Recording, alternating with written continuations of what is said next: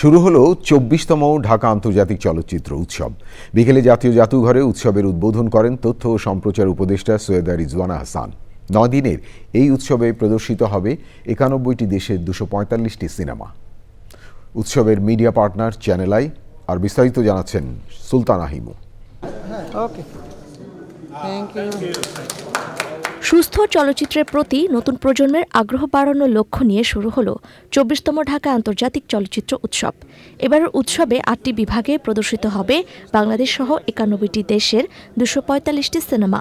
শনিবার বিকেলে জলতরঙ্গের নৃত্যশিল্পীদের পরিবেশনার মাধ্যমে অনুষ্ঠিত হয় উদ্বোধনী আয়োজন।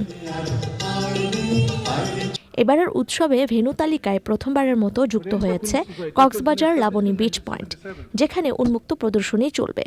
সিনেমা প্রদর্শনীর পরিবেশ সহায়ক রাখতে সবাইকে আহ্বান জানিয়েছেন তথ্য ও সম্প্রচার উপদেষ্টা Syeda Rizwana Hasan. Showing a movie on the Cox's beach site is surely exciting, but at the same time I would like to give a note of caution that please do not use excessive light there. It's a fragile beach. এই উৎসবের মধ্য দিয়ে বিভিন্ন দেশের সাথে সাংস্কৃতিক সম্পর্ক আরো জোরদার হবে বললেন আয়োজকরা। Bangladeshi cinema has a powerful presence, rich storytelling tradition and exciting contemporary voice.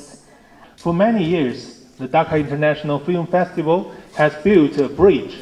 On this bridge, precious stories from different cultures can meet and talk. Modern sound equipment ইত্যাদি থাকবে। এটা অ্যাকচুয়ালি তথ্য মন্ত্রণালয়ের অধীনের film.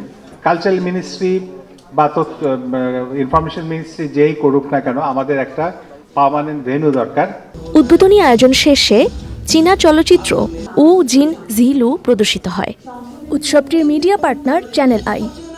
Sultana Himu, channel I, Dhaka.